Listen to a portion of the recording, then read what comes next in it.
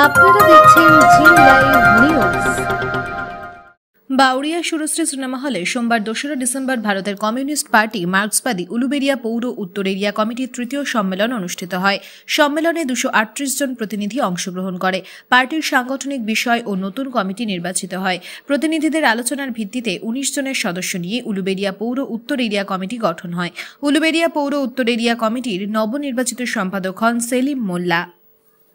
কর্মসূচি হচ্ছে আমাদের পার্টি সম্মেলন তো 3 বছর অন্তর আমরা করি, তাতে যে কর্মসূচিগুলো আমরা পার্টি সম্মেলন থেকে গ্রহণ করি সেটাকেই কাজে পরিণত করার আমাদের কাজ এবং জনগণের মধ্যে আমাদের যে চিন্তা চেতনা মতাদর্শের কথা রাজনৈতিক সংগঠন দিয়ে মানুষকে ঐক্যবদ্ধ করা এবং শোষিত মানুষের পক্ষে দাঁড়িয়ে লড়াই করা, এই কাজ আমরা আগামী দিনে যাতে আমাদের পার্টির ভিত্তিকে সুদৃঢ় করার জন্য করতে হবে, এটাই মূল কাজ আমাদের সামনে।